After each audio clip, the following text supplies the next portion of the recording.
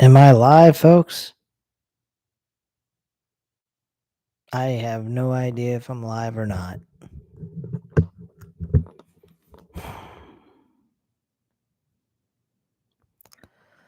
Ladies and gentlemen, welcome to the channel.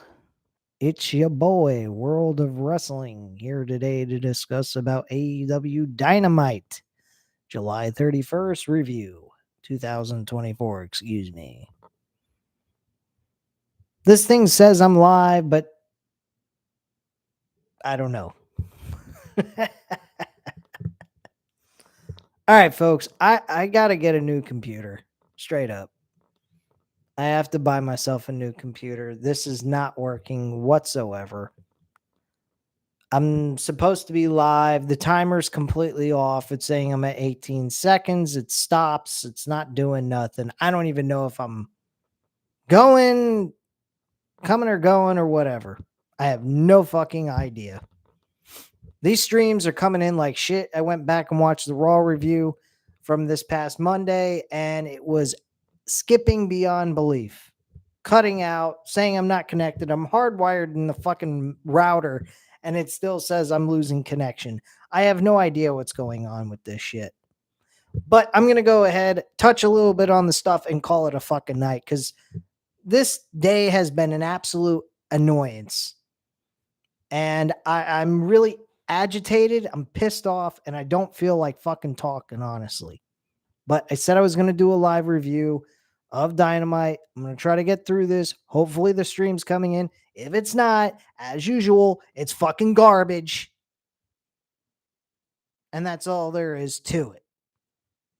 The fucking timer's skipping. It's saying at 122, then it stops, and then it goes to 123, and it just keeps skipping several seconds. So I don't even know if the stream's coming in good enough or not. I am fucking tired of this bullshit.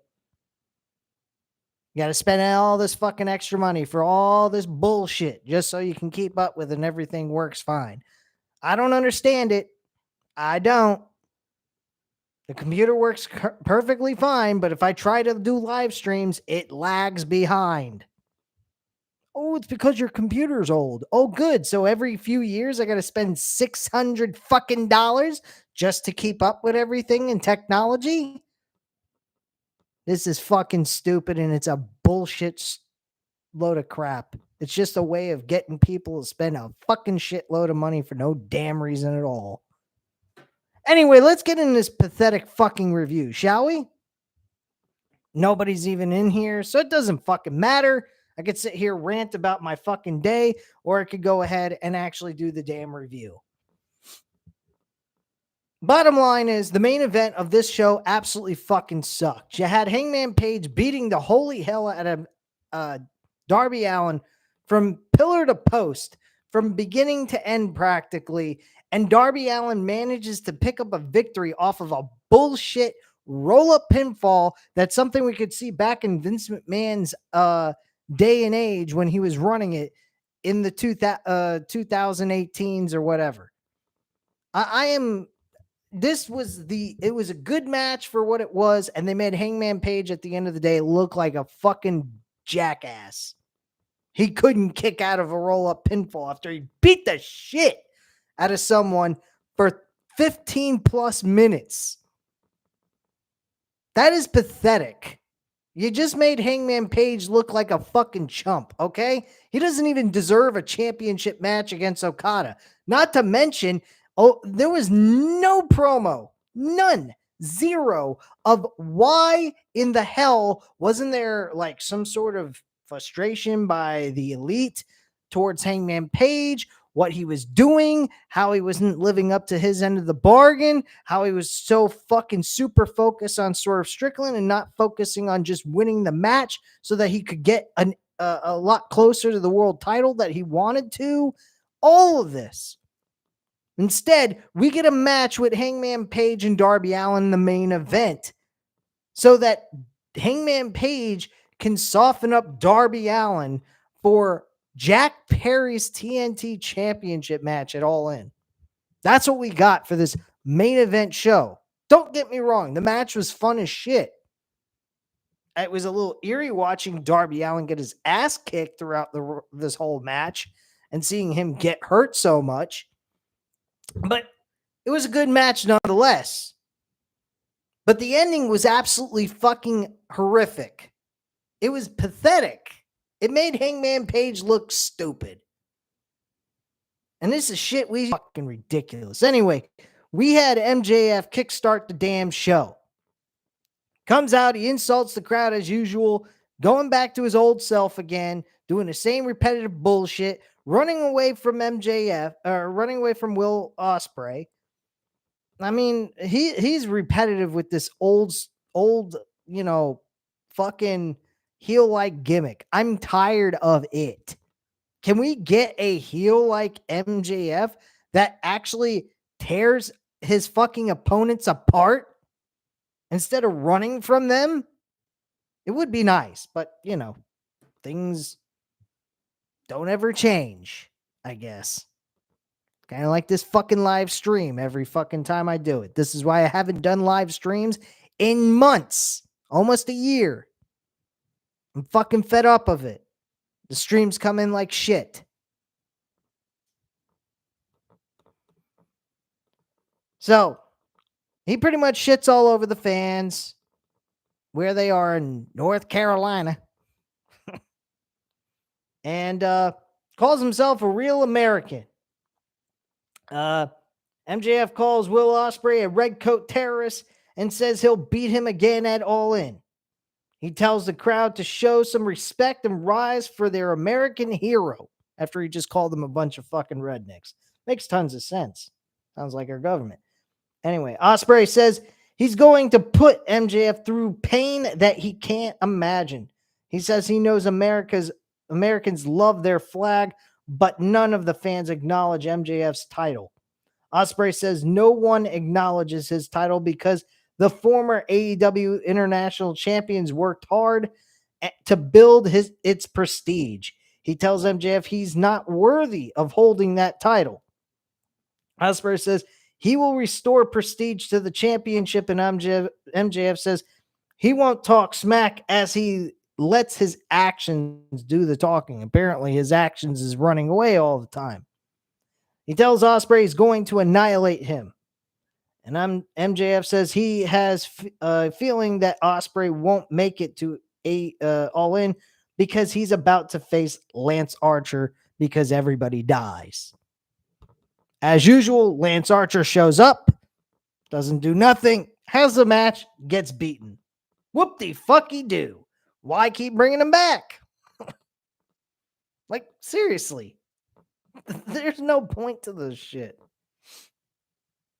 So, Ospreay and Lance Archer, they've fought each other in New Japan Pro Wrestling before a couple of times, I think in 2022 and 2023. But, he really usually Lance Archer would lose to Will Ospreay, and that did not change here. Will Ospreay ends up winning the match. Good matchup to kickstart the show. Nice way to start off the show. After the match was over, MJF runs in and attacks Will Ospreay. He drops him with a brainbuster, and Kyle Fletcher makes the save, and MJF flees. Again, MJF constantly fleeing, running away. Fucking ridiculous. Fletcher says Ospreay is his best friend and he is his brother.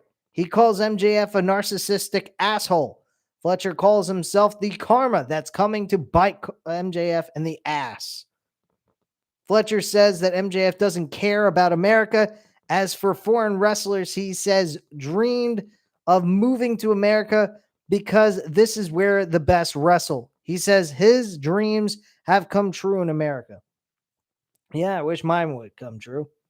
Like owning a house, having, a decent amount of money in my checking account where I don't have to worry about losing it, and a country where you don't have to get squeezed out like you're a fucking piece of garbage. But hey, you can't always get what you want. So Fletcher says he is sick of the same old MJF bullcrap. MJF teases coming down to fight Fletcher, but says no. He says Fletcher doesn't call the shots, but he will give him a match next week. Okay, great. So he's going to give him a match next week instead of tonight. What's the fucking difference? You're just postponing a match that you're going to end up winning anyway. So what does it matter? MJF says he will break Fletcher's neck and leave him in a pool of his own blood. MJF says it will all be Ospreay's fault. Great. Next, we had Chris Jericho responding to Shibata. After a video package recaps Chris Jericho's match against Suzuki, Alex Marvez interviews Chris Jericho and Big Bill and Brian Keith. Bill is holding cake and he says they're celebrating Chris Jericho reaching 102 days as FTW champion for the world. That's what he's calling this fucking belt. What a joke. Jericho hypes up his reign and says he's going to smash Shibata's face next week. He says Shibata is all alone. Jericho says Brian Keith will take Shibata out.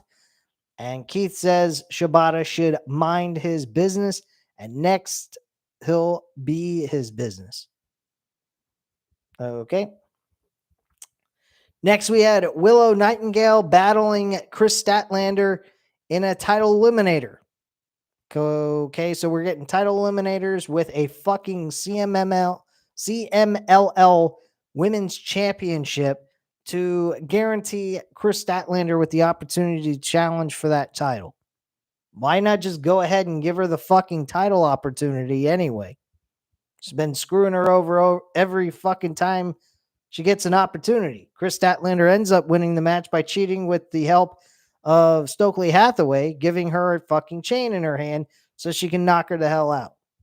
Great. And they were able to hide it somehow miraculously with a big ass freaking chain that Aubrey, the referee, could not see throughout the entire portion of the match.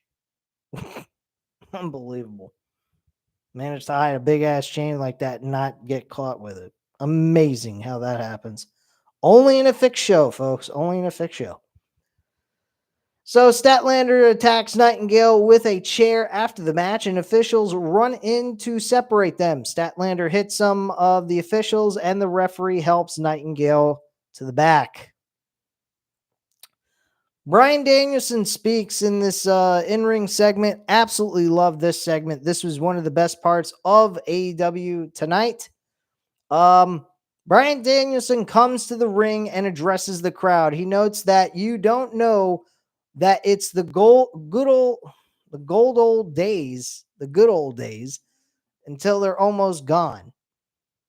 Danielson reflects on being forced to retire. He says the last 3 years in AEW have been the most fun times he's had in his career. Danielson says he was able to be present for special moments. And he says he promised his daughter that he would stop wrestling full time when she was 7. And he promised his family the contract he signed with AEW would be the last wrestling contract that he signed. Danielson says that the contract is up tomorrow, and he had promised to give it his all every time he wrestled. He says he vowed to win the title when he came to AEW, and he hasn't done that yet. Danielson says AEW All In will be his last shot. He notes that doctors don't want him to wrestle, but he promises to go to Wembley Stadium to give it his all. Danielson promises to go all in with his mind, body, and soul at AEW All In. Okay, great. Swerve Strickland confronts Bryan Danielson.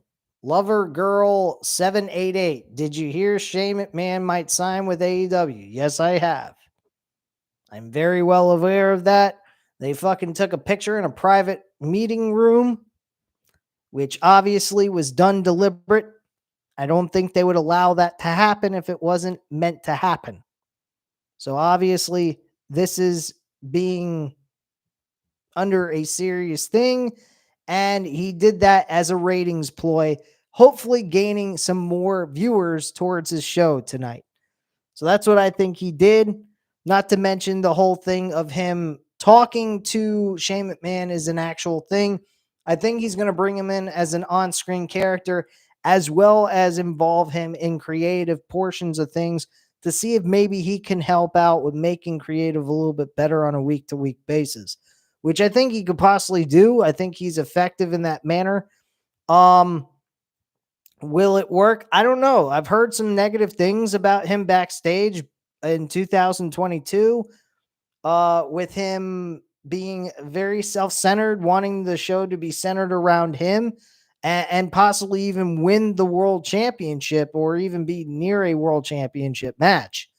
Which a lot of people did not agree with the idea. They thought it was atrocious.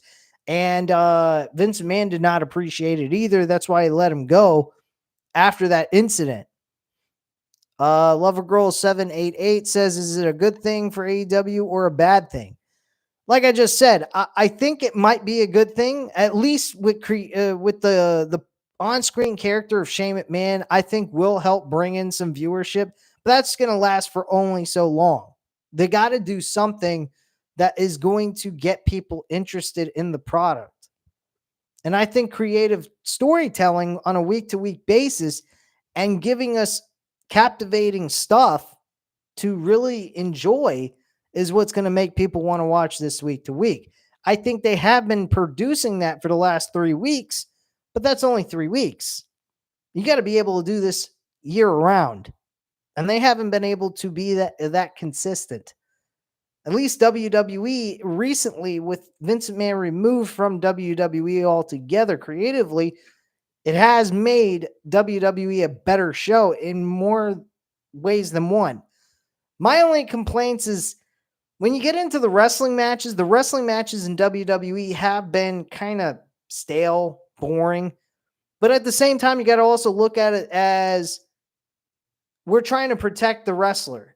The all the action focused base should be into the pay-per-view events. So when you have a good storyline telling through each and every segment, that's where it's at with the weekly televised shows. But when it comes to the matches, I think you need to have at least 3 decent matches or 2 good, decent matches, and then the main event being a fucking killer. Like a good match for like 15 minutes or so, or at least over 10 minutes or so, somewhere between 10 to 15 minutes. Give us good action that is enjoyable, that will leave us with a cliffhanger or something. That's my only issue with WWE. AEW's end is they don't stay consistent with their stories. Their wrestling, decent.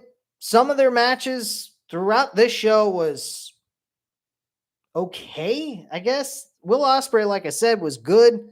Chris Statlander, Willow Nightingale, they're all right. That was an okay match. It kept my interest. But after this segment with Will Ospreay and Swerve Strickland, which I'm about to finish up, it kind of went downhill. And that was around the mid portion of the 9 o'clock hour.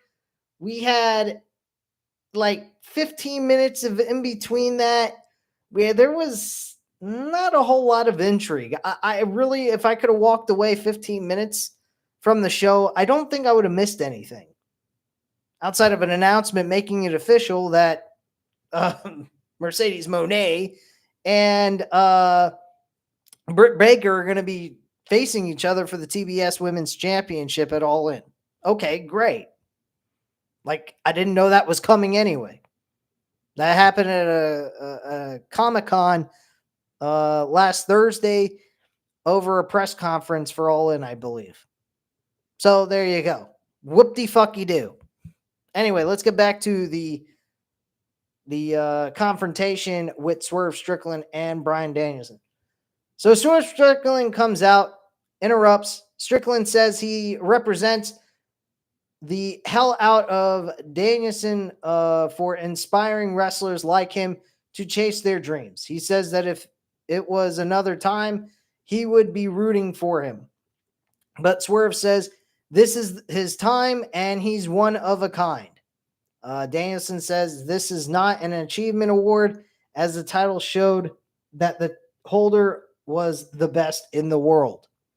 Strickland highlights how he led Team AEW to victory at Blood and Guts, and he wonders whether Danielson's body was just unable to hold up to the pressure of being a champion.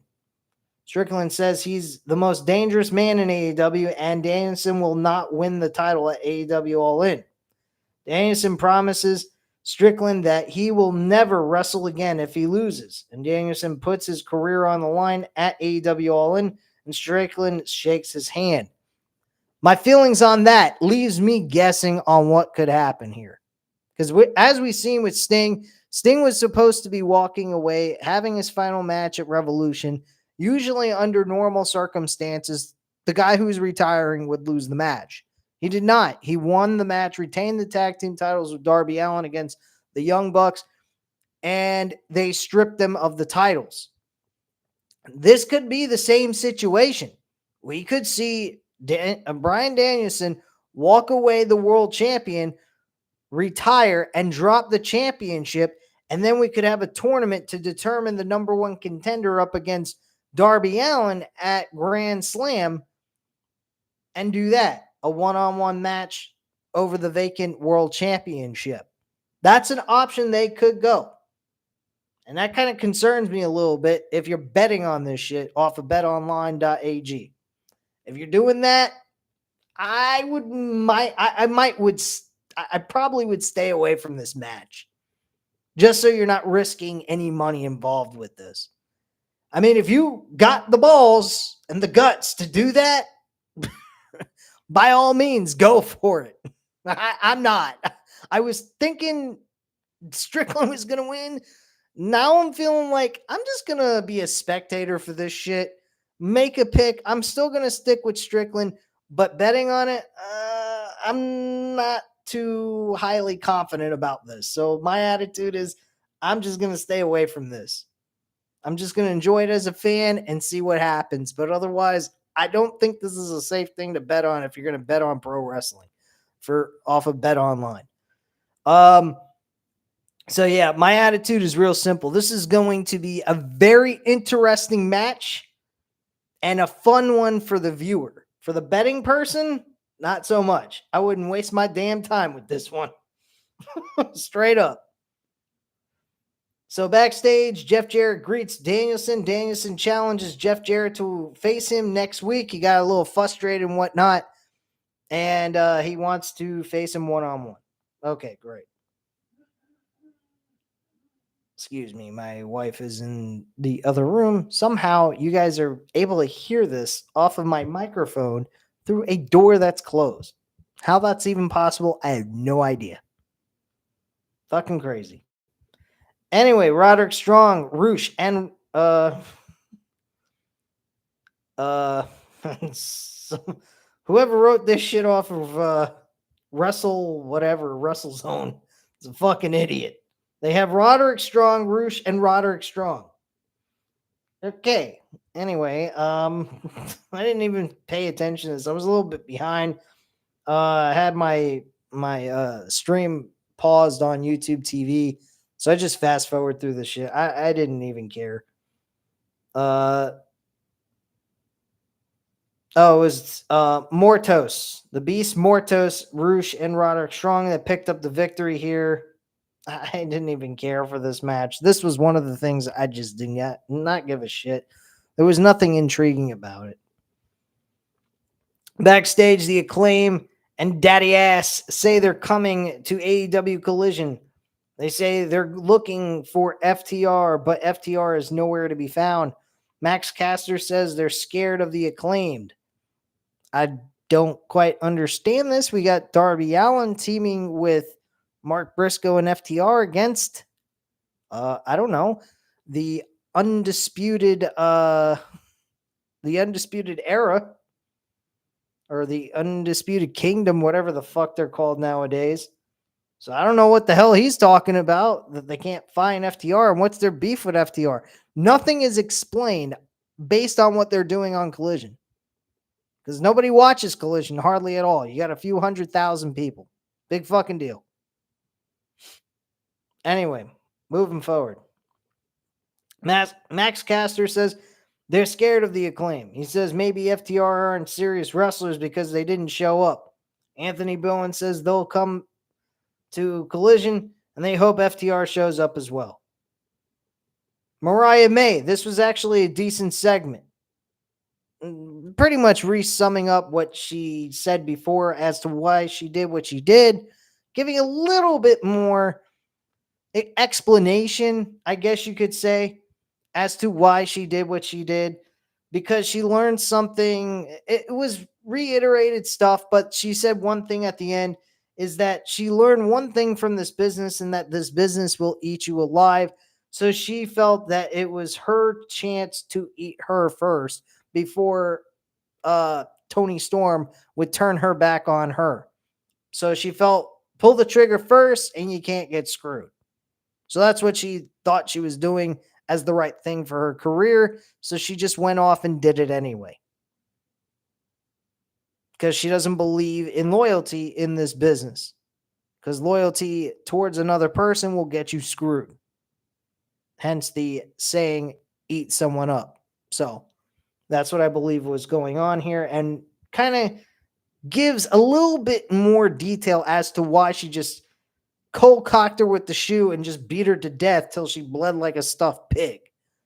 So that does explain a lot in some case. So Toni Storm comes to the stage and says she loved Mariah May too. Storm says it will be the romance of a bloody lifetime when they clash at All In. And she starts hitting herself in the head with the shoe that Mariah May hit her with to make her bleed.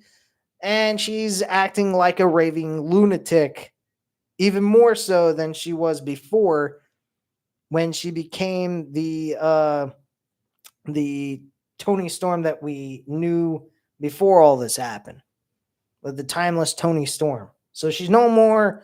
There's no more black and white Toni Storm anymore when she does her segments. Apparently, now she's just a raving lunatic with a she looks like Dexter Loomis almost with the ability to talk. I guess you could say. I mean, it's kind of fucking crazy, honestly. Anyway, we had Camille versus Brittany Jade. Nothing here. Didn't barely pay attention, and Camille won. They went over about the match being addressed. Monet addresses the crowd. She introduces Camille as the newest member of the Monet Corporation. She says Baker has been tormenting her, and it's like she's obsessed with her. Monet says Baker has been suspended, and Monet says AEW is her house now, and she's going to turn it into a mansion. She says losing to Monet will be the best thing to ever happen to Baker. Okay. Whoop-de-fucking-do on that one. And the last thing that happened was Darby Allin facing Hangman Page, as I already reiterated. This was a fucking joke. Like I said, the match was good until the ending. The ending made Hangman Page look pathetic and sad. I don't know what the fucking deal is with that. That was just really a terrible way to... I mean, if you're going to make Hangman Page lose, that's fine, but don't make him look that fucking sad. You beat the shit out of Darby Allin, and then you can't kick out of a roll-up pinfall? Come on. It's just sad. I didn't like that. The match itself, besides the ending, was excellent. I thought it was an awesome way to end the show. But anyway, guys, that is all I have to say at this time. The show was a decent, okay show. A little bit lower value compared to what they've done in the last 3 weeks, but still effective in building AEW All In. So I thought I'd give this show a thumbs up. I thought it was good. But it did have its flaws. And that was pretty much where my problem lies with this episode of AEW Dynamite for July 31st, 2024. At this time, you know what to do. Hit the like button if you like the video. Hit the subscribe button if you're not already subscribed to the channel. And leave a comment down below. I'll definitely get back to you on that. Thank you guys very much for watching. And have a great night, guys. Bye.